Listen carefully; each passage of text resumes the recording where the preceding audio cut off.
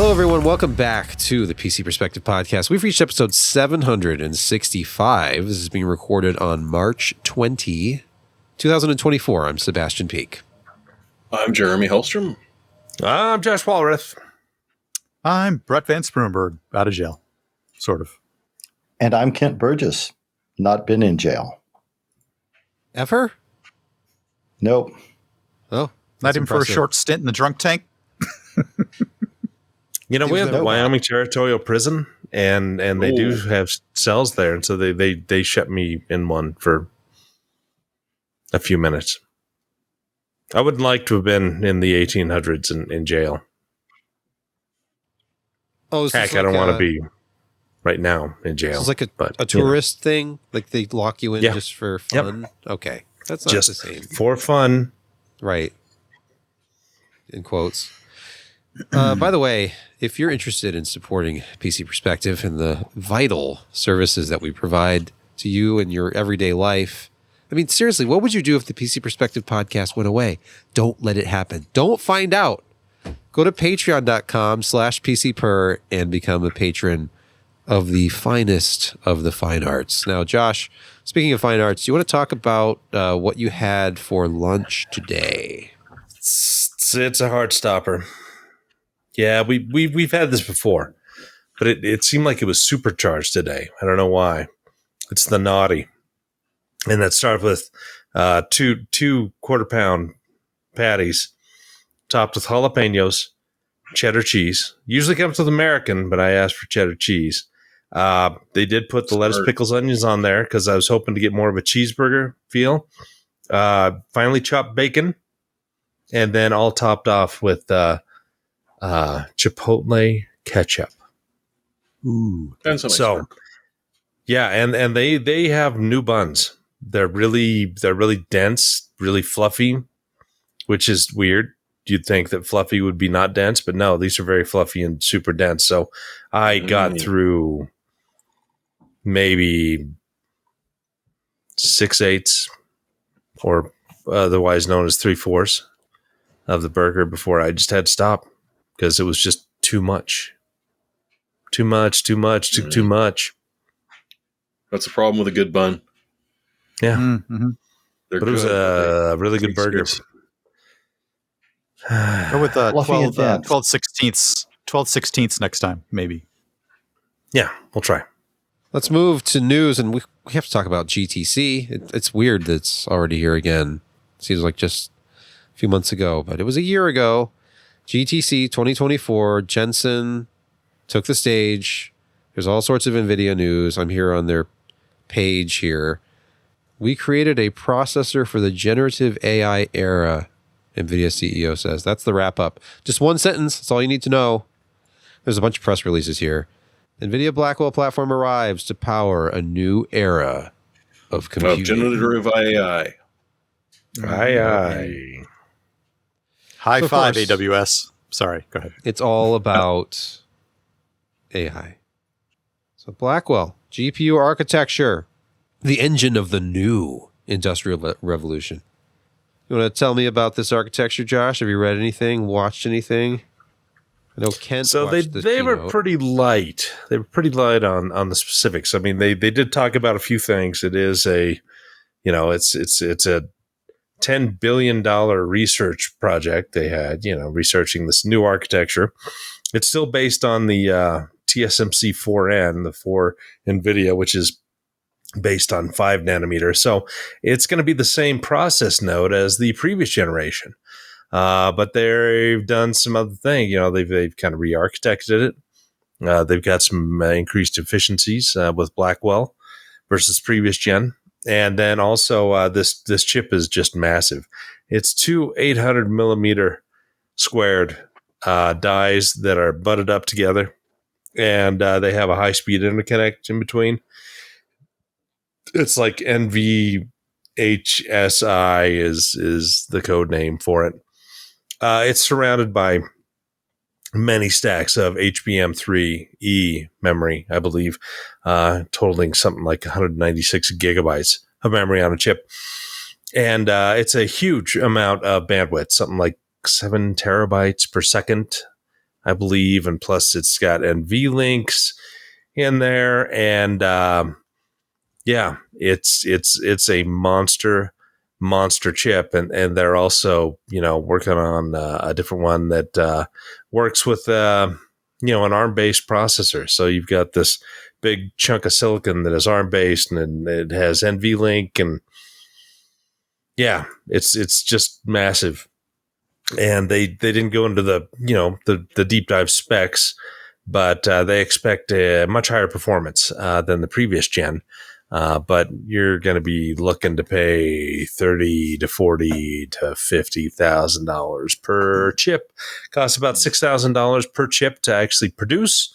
So their margins are looking pretty sweet. And it's only like, what, 100, 150 watt, right? Boy. Yeah. Isn't that the 1500 watt one? I don't know. I don't know if they actually talked about how. I don't think so. They're not individually, but they said like one of the racks is something like 14 kilowatts. Oh, But wow. relative, look at this graph that shows energy efficiency on a relative. okay, fair, but Because, your queries per minute and your, ability to do stuff is higher. So, I think I just read I didn't read the article, but it was a highlight. Just a few days ago, I read that in a couple of years, 2-3 years, 13% of energy usage worldwide, data centers. That's how it is. I'm not helping. Wouldn't shock me. Exactly. It seems like that already would be the case. But, when we were worried about crypto taking over, we thought, that was going to consume most of the world's energy, and that's just not the case anymore. No, it still consumes a good chunk, but because there's still people. The cooling is going to consume a tremendous amount. It's like the Bugatti Veyron, right? It's 1,000 horsepower engine or something, but when they actually figure out how much power it produces, it's something like double that, but half of it is just heat produced by that monstrosity. So we're kind of looking at that. Yeah, there were some CGI visualizations of what a server room with these would look like during the keynote, and they specifically displayed under the floor piping for water cooling. So, it's going to be pretty much liquid cooled only. And, I'm really glad that we're this close to AI, because we're going to need AI to solve the problem of fusion energy to power the AI. Yes. Mm-hmm. Yes. Also, did anybody and a lot else, of floor inert to keep it cool. Yes. Anybody else notice they had this one slide. I don't remember who it was on Twitter who was showing this. And it was talking about it was actually Kevin Crewell. Is that his last name? Cruel. Like Cruel Summer. I think you commented on this, Josh. Kevin Cruel had posted a picture of a graph that NVIDIA had shown about the incredible leap forward in teraflops. Mm-hmm. But it was it wasn't me. I think it was Patrick. He's like, what about int or FP1? I thought you made a comment too. That's why it showed up in my feed. Okay, anyway. The comment was basically that they are they're measuring in FP4 precision to get these teraflops per second numbers up so high.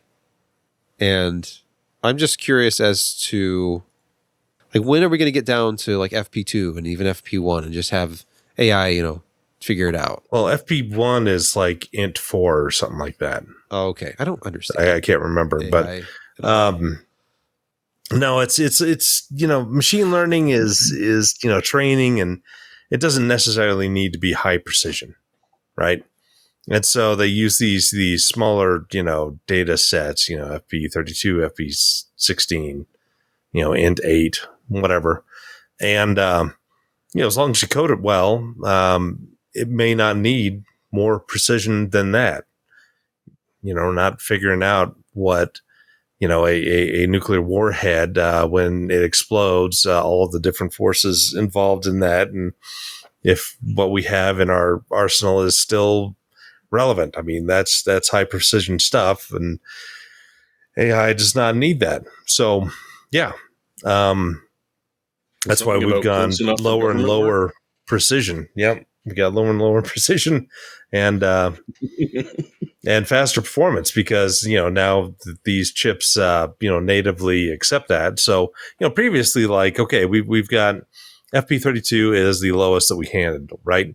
And so if we can't dispatch two FP16s to that unit. It doesn't work that way unless, of course, we re-architect the entire thing so that your 128-bit vector unit doing floating point or whatever can be cut up into smaller and smaller pieces that can all be done at once, and that's just been years in the making.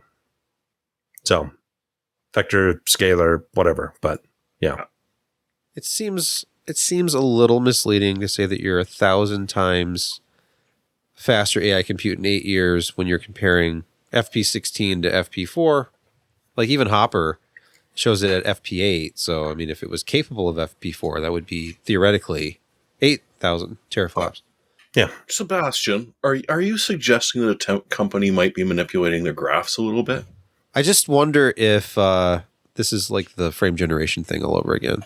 Like, no. Okay. I mean, those are two massive dies, and they put out a lot of juice and throughput, and you've got the memory to handle it, and they've got the NVLinks, and they've got a heavy duty CPU on the other end of it that's dispatching all this stuff too. So it's a big jump, no matter what way you slice it, but it's going to be interesting because they're not getting any real process node enhancements. It's just two very massive dies hooked together with a buttload of HBM surrounding it. So, Josh, when you say that they're on the same process node, I assume that means there's more maturity on that node. Yields will be better by now. And yeah, because each one of these dies are like almost 800 millimeter square, which is we're sitting right at the reticle limit. Right. That's why they're $6,000 a piece to manufacture. Not only is it a lot of silicon, but you also have to integrate that onto the interposer, and then you've got the 8 stacks of HBM memory. I mean, if you look at HBM, I mean, the chips are only like that big, and if you think about 8 stacks of that in there, how finely cut. How big was that again, Josh? It's like it's just that to scale? I pinch your head. I pinch. I crush your head. Crush your head. I crush your head. I crush you. Another Canadian tradition that spread. Yeah. Mm-hmm. And SK Hynix and Micron are two of the big HBM guys, and they're doing all kinds of stuff to get better heat dissipation out of these things, but they're just super, super, super, super thin and bonded together. And you've got, the technology again of mounting these things on interposers, stacking the dies. It's nuts. It's nuts. PFM? People like you and me can't. Yeah, it is. It really is. So it's still a pretty neat thing, and they're way ahead. I would like to see an MI300X and one of these skipped across the lake. I think it would be great. They're the perfect size. They've got good heft, flat bottom. You could really get a lot of skips out of those things. It'd be expensive skips, but nonetheless. Hey, if we don't have anything else to say on this, that was kind of a good segue. Because the next story is, we're still talking data center. We're talking AMD. If you've read any of the stories about Tiny Corp, they had this idea that they were going to create these consumer GPU-based tiny box AI clusters. And they were working with XFX, Merc 310, RX 7900 XTX graphics cards. And they were complaining publicly that there were problems with the driver. It wasn't reliable. They didn't know what they were going to do, if they could even continue with AMD. And then none other than Lisa Su said that they were going to be working on it. he expressed, quote, 70% confidence, end quote, in AMD, approving open sourcing certain bits of firmware. He wants to work on it himself. They have proprietary stuff, and you can't just write your own driver from scratch. He says, quote, the driver is still very unstable, and when it crashes or hangs, we have no way of debugging it. We have no way of dumping the state of a GPU. So he goes on. But ultimately, they're talking maybe going to Intel or NVIDIA. We are also, sadly, exploring a 6X GeForce RTX 4090 GPU box. At least we know the software is good there. So, ouch. Boy, a little passive aggressive there. I don't know about passive. It just seems aggressive. I think dream is dead. The gloves are off. So, and then they had the stack of 6 ARC 770s also running. I just thought that was kind of interesting because I feel like it was just a week or two ago I was reading that Lisa Su had stepped in and was going to help them out, and now he's just like, it still isn't working. We're going to NVIDIA. If you want to be locked in that, CUDA, environment, people love to hate CUDA, but once you go green, you can never go back. Just ask Miss Piggy. She couldn't get him out of her mind. She was obsessed. All right, from Anand's Tech. Sticking kind of with the whole GTC thing, SK Hynix had something interesting on display. Companies like to put these little chips under glass for people to walk by and read some specs. So they have their first Gen 5 SSD, the Platinum P51 Gen 5 with 238-layer NAND. And this is sequentials of 13,500. That's read. Writes up to 11,500. So a little bit below the highest performing Phison controller that we know of. I'm not sure what hardware they're using here. Could just be like firmware. It's in-house. It's an in-house controller. Yeah, I was just going to ask. See right there. I was just going to ask. Yep. I see. SK Hynix. Alistar. Sorry. Do you really need more than 13,500 right now? Espo Gates. Seriously asking that question? Okay, the problem with having that much bandwidth is it's a maximum size of 2 terabytes.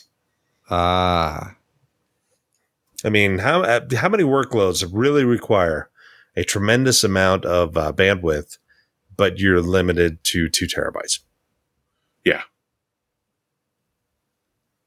Although, as the cache on the front end of a server, that would work. But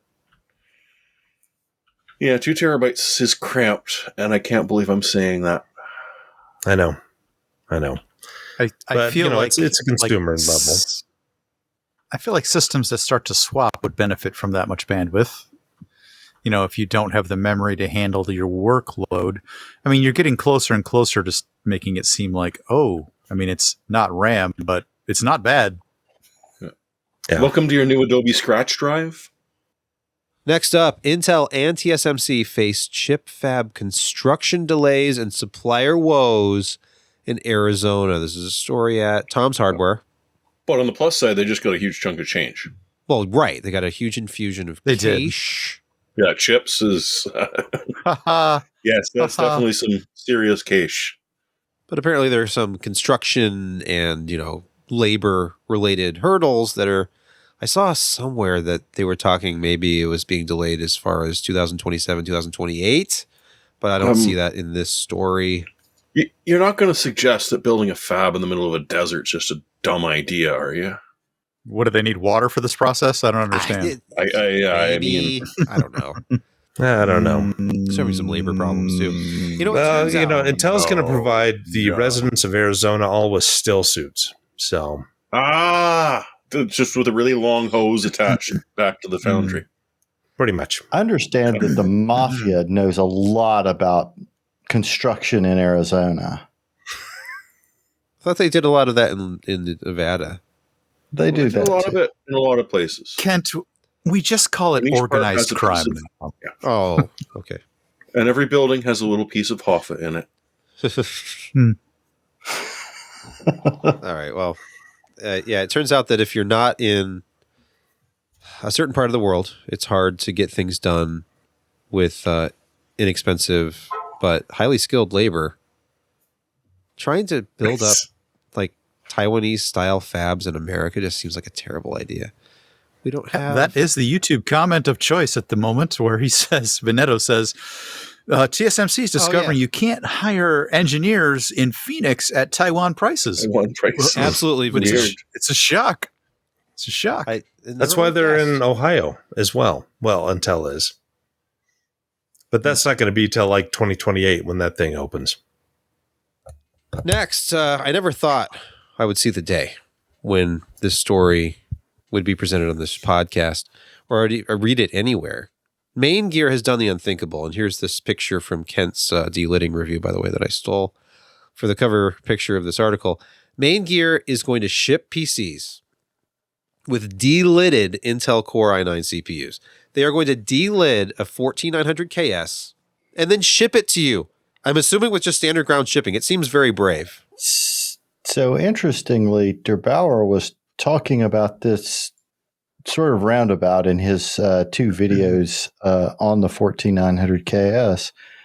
And it seems like Intel may actually be supplying more than just MAINGEAR, but a few other like high-end system integrators with actually chips that do not have IHS on them.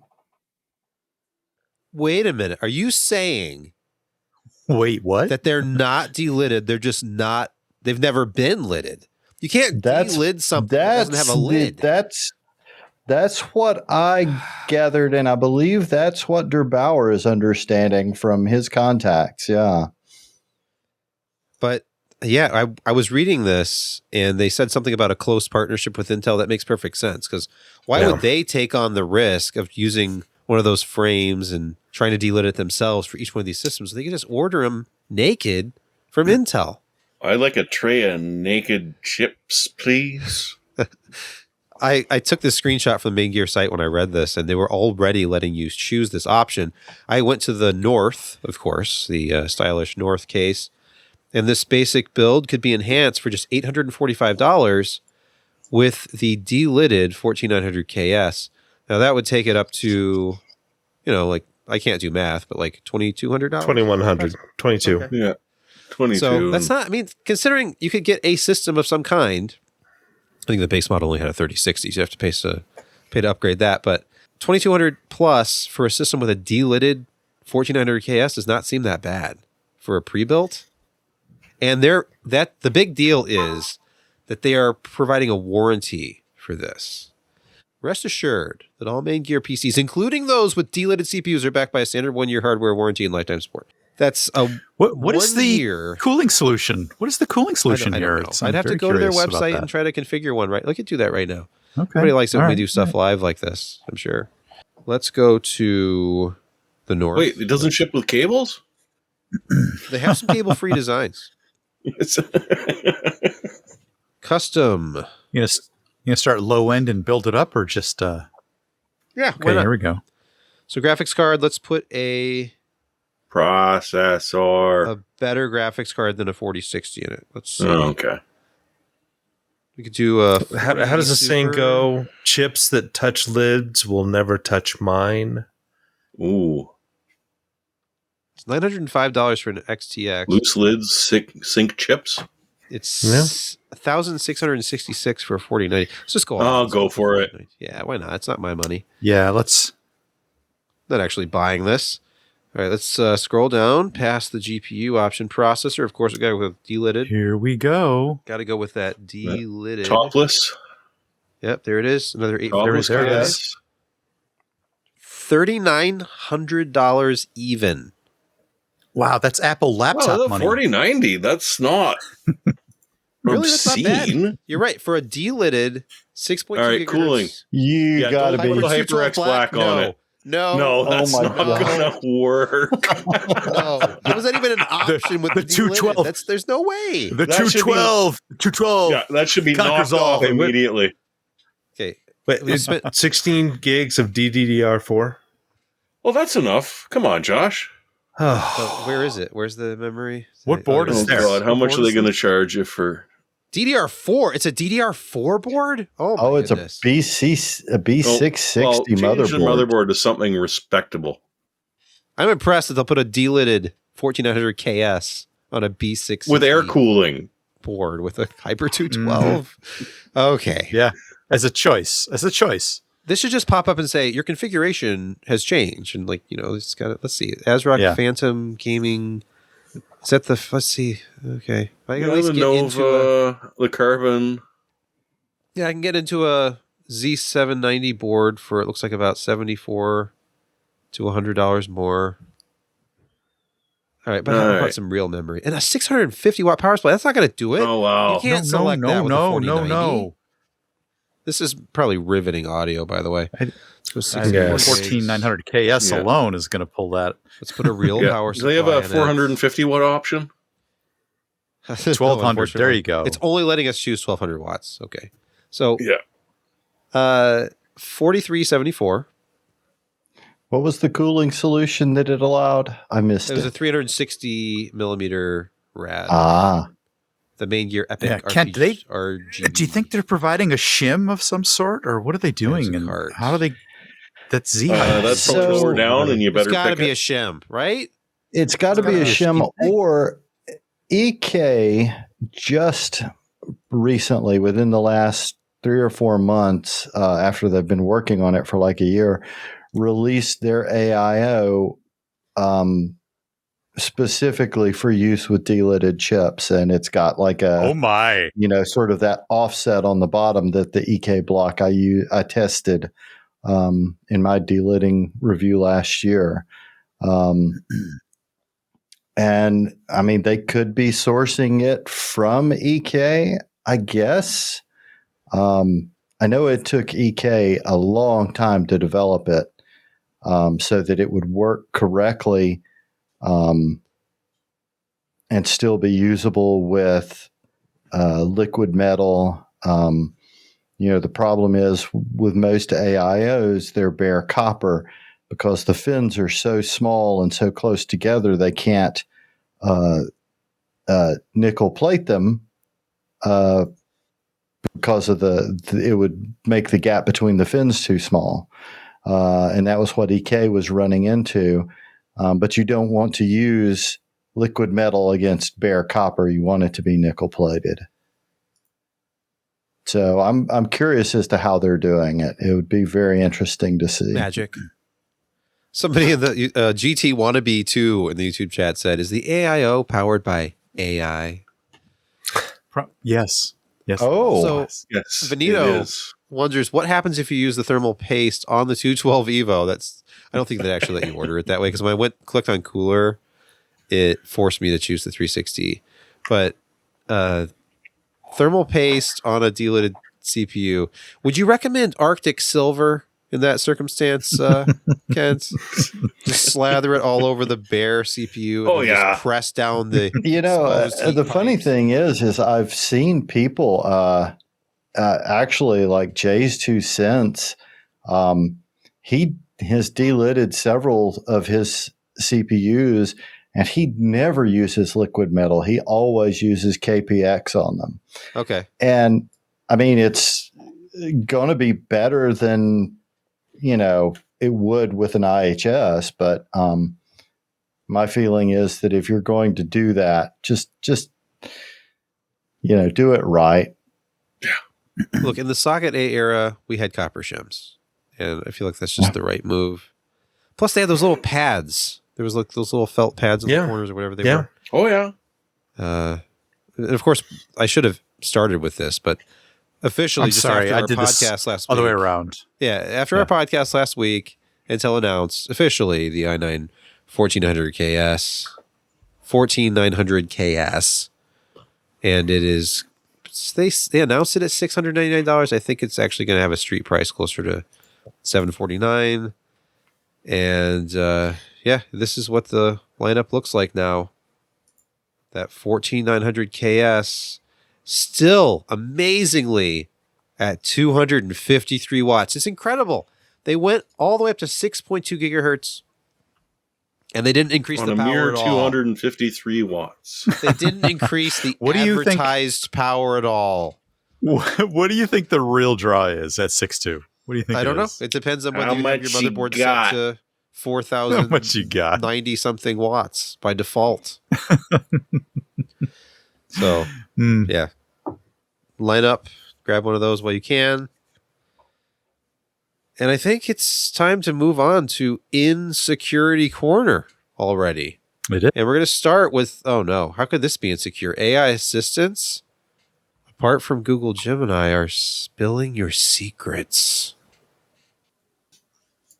Sorry, I didn't want the AI to spill my secrets, so I was being very quiet there. Yeah, no, this is obnoxious. Apparently, the encryption that all of these use when they go out and have to hit the LLM mothership to get an answer to your question is ridiculously predictable. So someone sitting on the same network as you, not infected your machine, not done anything, just, happens to work next to you and is really nosy, or you happen to be on a public Wi-Fi or even on a protected Wi-Fi that someone else is on. This particular attack that thankfully doesn't actually work on anything that's out there in the world right now, but will. 50% of the time, they will be able to get at least the topic you were asking about and a good chunk of the reply. And just about 30% of the time, they could get the entirety of the message without much in the way of random miscommunication. Like it used synonyms for some of the things, but it's all easy enough to get what it was you were asking about. And apart from apparently Google Gemini, every single one of them does this really lazy thing of just transmitting tokens immediately after generating them. And, people don't want to wait to have proper encryption. So boom, it's out there. You gather enough of those tokens and all of a sudden you are able to, half of the time, pretty much decrypt what it is that you're asking and a chance at getting the response as well. So yeah, AI and LLMs, wonderful. You should use them all the time because they are totally secure. I'll drink sarcastic. to that. Oh, you're back. You're back off the wagon again, Josh. Yeah, well, it's urine, so. Oh, okay. It's a new diet. Bear Grylls. He brews his own. It's medicinal. It's artisanal. It is that. It's medicinal. Well, it rhymes with that. I've got some nitro Guinness in the fridge, and I've been craving it for the last couple of days, but I asked my wife, right, and I'm like, can I drink when I'm taking antibiotics and steroids? She's like, you're not supposed to. So. You can. Yes. Right. You can. There are only 2 antibiotics. You shouldn't. No. I mean, it will depress certain functions in the body, but there are only 2 antibiotics that I can think of that are actually contraindicated with alcohol. Okay. And you won't be on either of them. This one is like something something. I can't remember the name of it. But the thing is, Guinness makes you strong. It's a meal. It's chicken in a bottle. It makes me sleepy, so I like to drink it at night. There you go. Oh, look at that. He's got the Guinness glass right there. Yeah. Well, Guinness. And I've got the Pelican one in the, not the Pelican, the Toucan. Toucan. Oh, see, Paul, we're at like edit point 17 already. Don't you worry about that. Yeah. This next news story in Security Corner comes from Security Week. 300,000 systems vulnerable to a new loop DOS attack. That's denial of service, by the way. I'm up on Brett. the lingo. Hey, what? Hey, Brett. Hey, what? Hey, Brett. You're doing it. Yeah, that's literally what it is. It does it over DNS, which is brilliant because that never shuts up. But network time NTP, provider also. Yeah. Yep. And TFTP is the other one. But yeah. So This is one of those, the buffoons, the idiots. Am I elaborating too much? I'm sorry, I mispronounced the words researchers at the Helmholtz Center in Germany for Information Security have disclosed the details of a new denial of service attack. This one has a very interesting twist to it.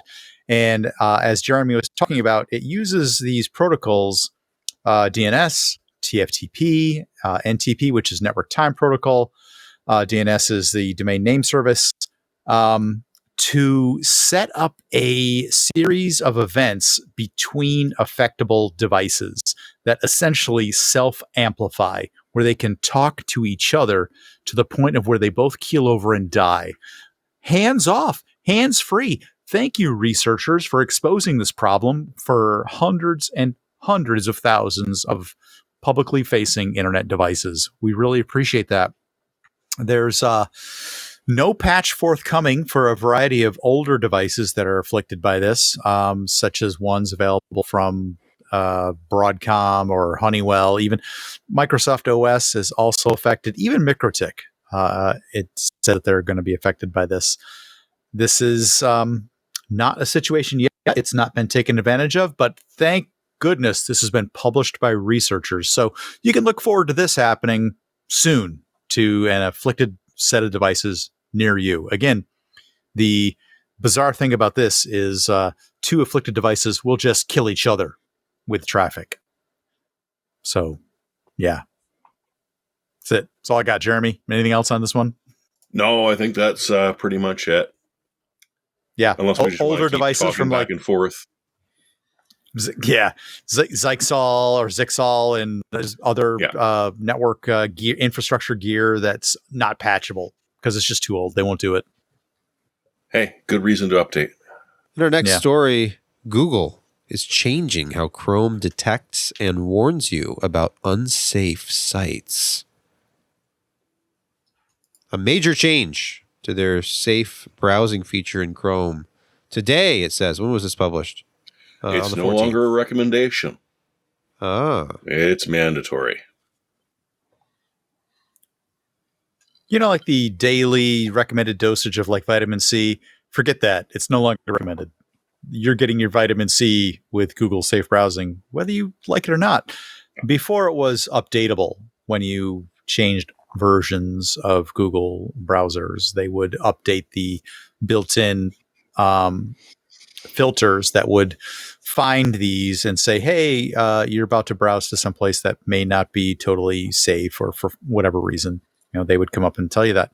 They have essentially abstracted that to a service where it is now real-time updatable.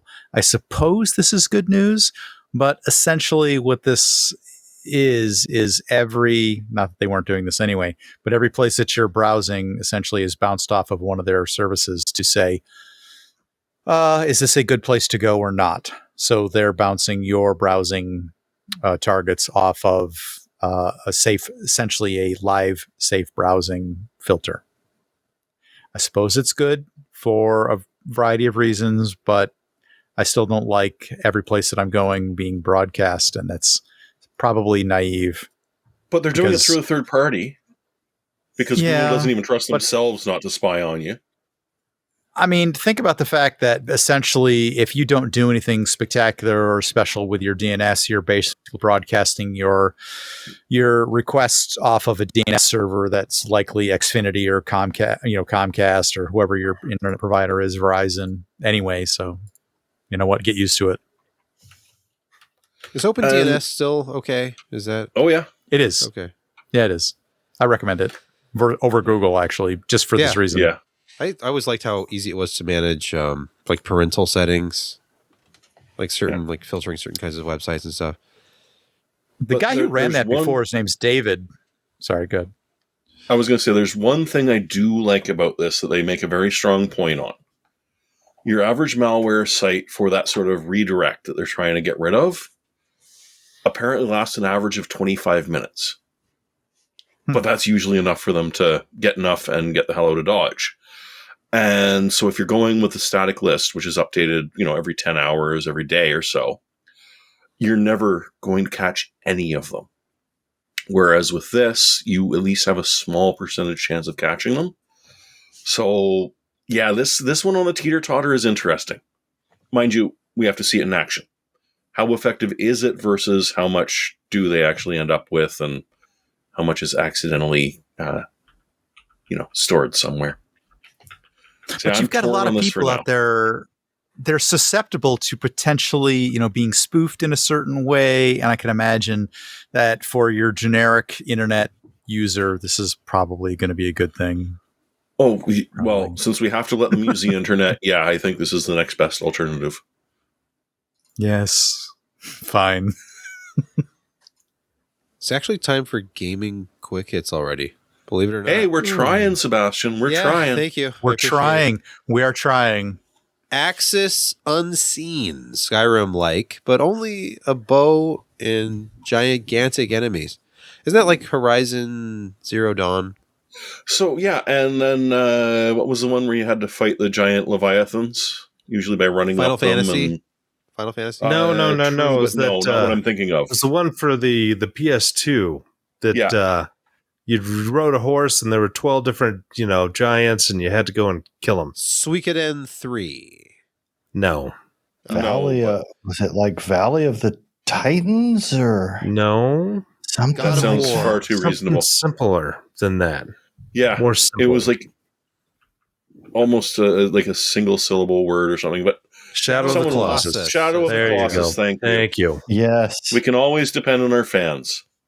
So this is coming out a little bit later in the year, and it's a lone developer. This might well be their first game done, but there's two interesting things about it.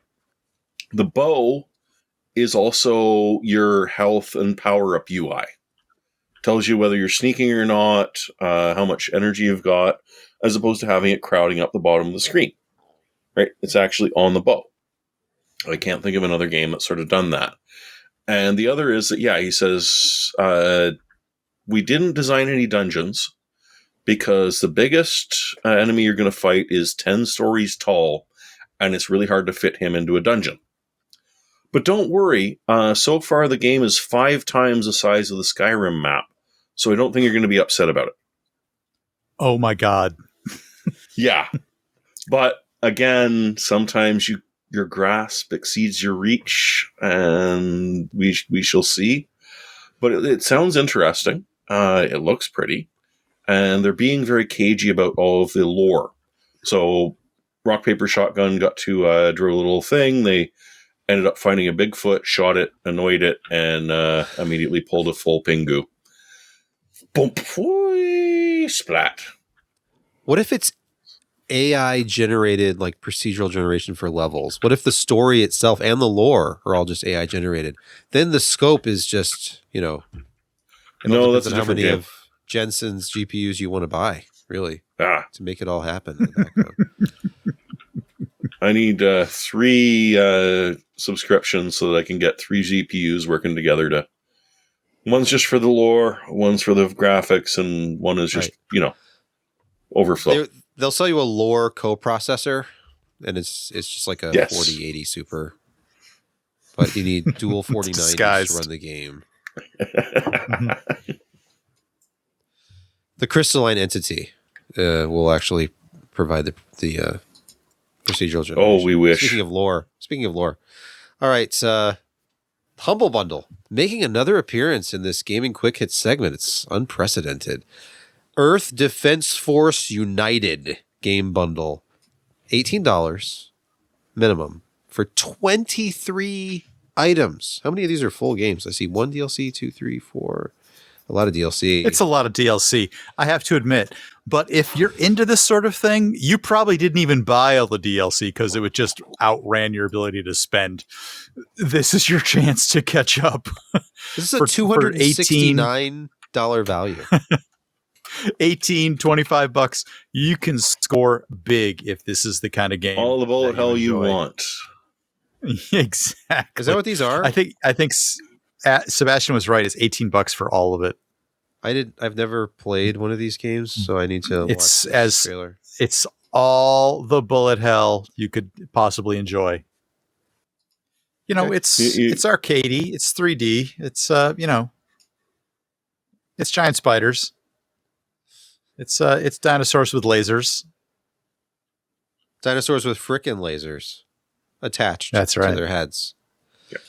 It's time for Picks of the Week. And I don't want to do this, but I'm going to let Josh go first. And it's... Okay. Yeah. I'm putting the money where my mouth is or something like that. I have the option of getting faster fiber, but to get faster fiber, I need better network inside my house. And so I'm doing a compare contrast. I have to buy 2 switches. One is a TrendNet for about $64 to $74, right?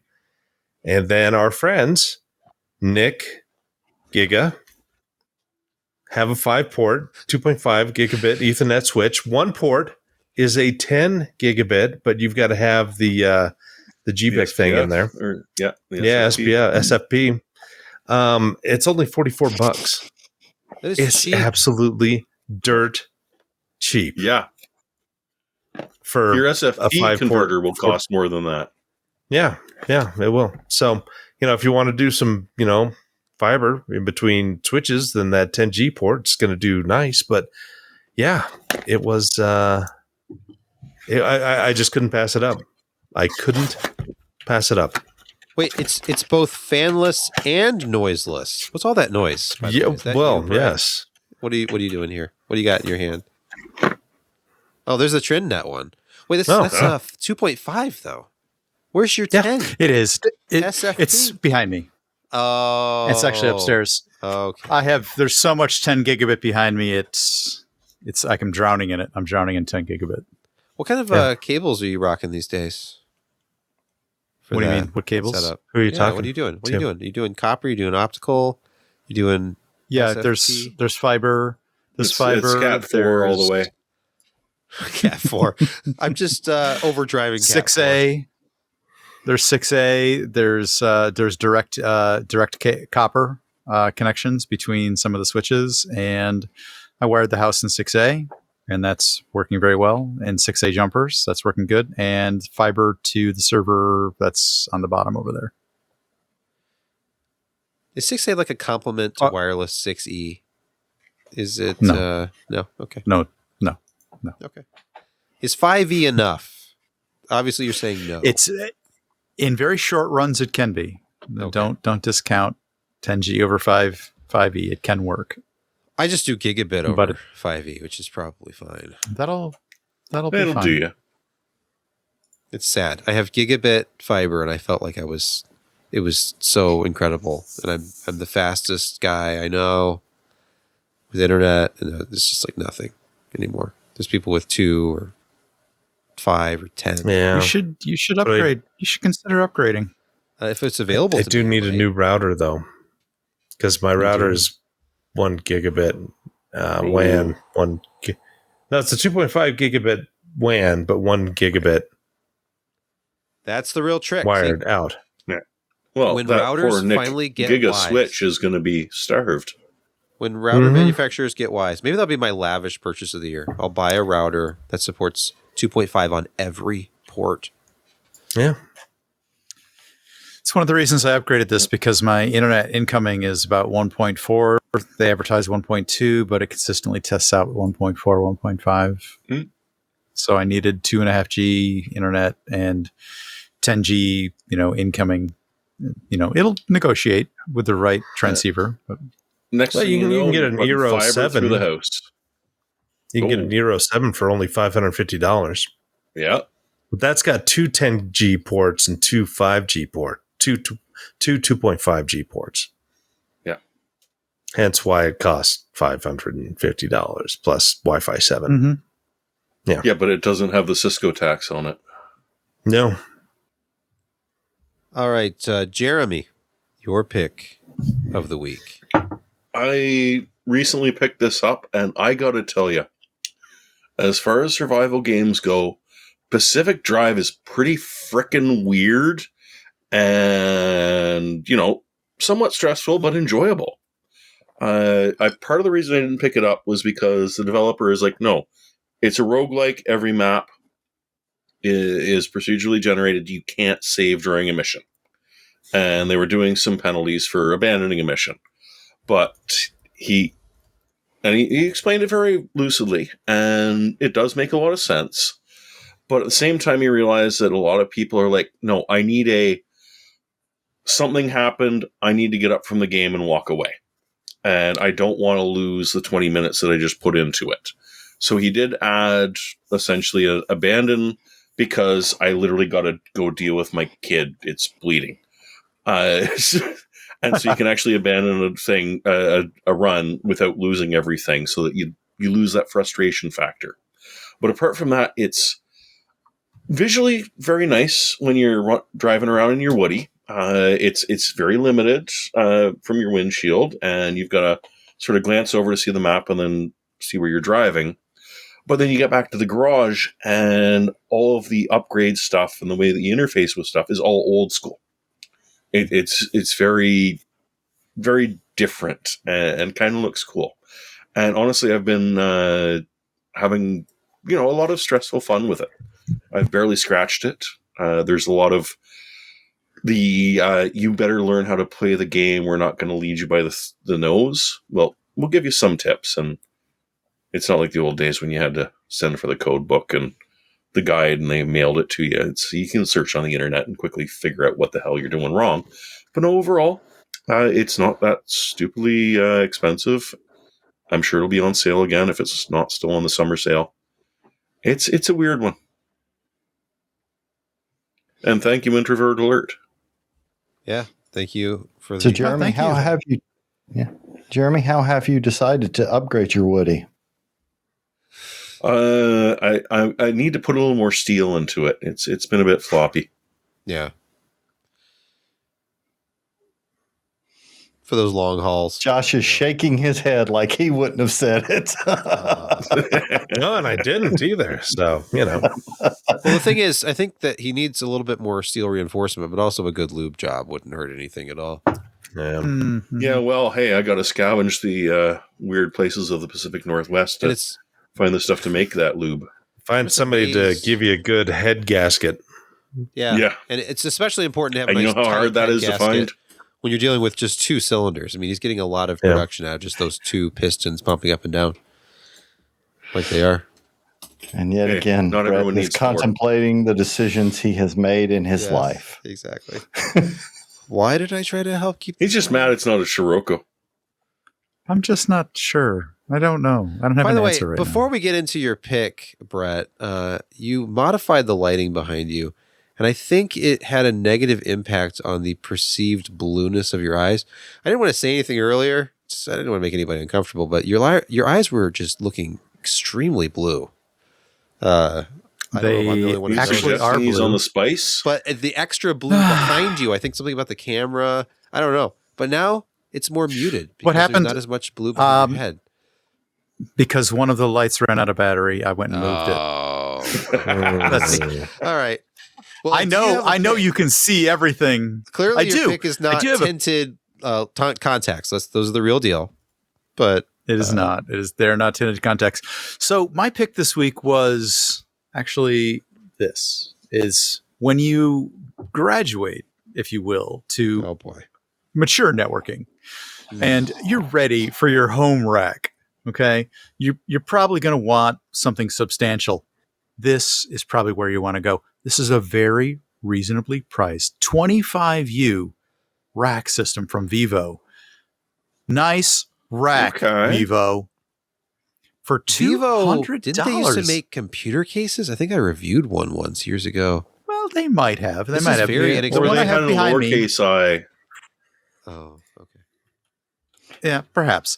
The one I have behind me is 21U. So this is actually slightly larger for slightly less money than I paid for a StarTech 21U. For 25U, that is a heck of a deal for less than $200 for when you want to rack your unit. Right, Jeremy? You want to rack your units? Oh, yeah. I mean, it needs to slide in there cleanly or else, it's not worth it. Exactly. And you want to use all the screws. Both sides. Kent, Yes. your pick this week. My pick this week is a monitor, and not the one I just bought. So this is a monitor. It's a mini LED. So if you're looking for better contrast and HDR performance, but you don't want the worries that come with an OLED screen, this came out last year. Retails for $1,500. Right now, you can get it for $999.99. It's HDR 2000. Oy vey. Yes, 240 hertz, 4K mini LED with almost 1,200 individual lighting zones. So you can get still really great blacks, maybe a tiny bit of haloing around bright points in the black background, but this is still going to give you an amazing HDR experience. A very highly rated monitor and at a really good price right now since the 3rd gen OLEDs are out. And fully G-Sync too, apparently. And fully G-Sync. Nice. It does have a rather extreme curve of 1000R. Whoa. Well, that's so you can get the tan all the way around your face from the HDR 2000. Yes, it is. Since it is mini LEDs, it will go to 2000 nit peak brightness. So, wow. Josh, imagine how rich and tan you'd look if you surrounded yourself. If only. With orange from 1000R curve. It'd be beautiful. At 2000. All right. I have a surprise pick of the week. What? All right. You're probably well aware. Is it antibiotics? No. You're probably well aware of Motorola's Razr phone, which took the world by storm. It was the iPhone before the iPhone. Everybody had to have a piece of this action. Hey, Apple sponsored it. What's that? One of them, like the music one. The music one. That's Apple the did. rocker. That's the Moto rocker. It's a different. Yeah, the rocker. Yeah, okay. The Razr, though, that was the phone. It was stylish. It flipped. It was cool. And they brought it back in 2020. I didn't even realize. I think I saw commercials for it, actually. And it looked like the old phone, but it was a folding Android phone. And we've gone through a couple generations of folding Android phones now. And Motorola, I feel like, is possibly about to exit that market. Like they seem to be stepping away. Their smartwatch selection is dwindling down to nothing. The Moto 360 got discontinued. They all of their phones are deeply discounted right now. And I needed a phone, so I kept on going back to Motorola because I used to be a big Moto fanboy. I forgot about this part of my life. I would have like a Moto G. Oh. I bought and reviewed phones for a while here at PCPer.com. So, you can read my old review of like the Moto G. Hello, Moto. And I kept looking at these phones that are like $200, $300 off. And I finally pulled the trigger and I got it a day or two ago. So here is this phone. It's big, slab phone. It's pretty typical. It's running Android. Here we are watching the PCPer live stream right now. If I can get focus. Nice. So but you say it's Nokia? What's interesting about this Motorola Razr phone is that, like the original, it does flip. And what's cool is I can say continue down here. The outer screen does everything that the inner screen does. Wow. So now I have a small phone. I've been watching a lot of Mr. Mobile reviews on YouTube lately, and I watched this review of the Moto 2023 Plus, which everywhere else in the world is called the Razr 40 Ultra. And I couldn't get over the novelty of being able to use my phone without opening it and having this little like 3.5-inch phone that I can shove in my pocket. And it just got to me. I couldn't sleep. I couldn't eat. I just was, I kept rewatching the same video over and over again about this phone. I showed the video to my wife and she just didn't get it. And I'm like, I think I need to get this. And she didn't really see the appeal somehow. But in the end, I won. And, thanks to the power of credit, I ordered one. And now I have it in my hands. So I can't wait to break it and then be very, very sad because, folding phones are a lot more fragile than slab phones. And I don't know. I put it in a case. This is actually a case that it's in right now, $13 on Amazon. So we'll see if that protects it enough. But well, congrats on your purchase. Thanks. Very happy for you.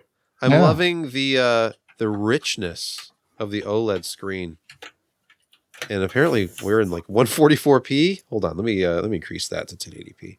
But it's just it's rich and beautiful, and anything that's ultra wide, if you can find some content that's like 2.35 to 1 or something, it fills up the screen.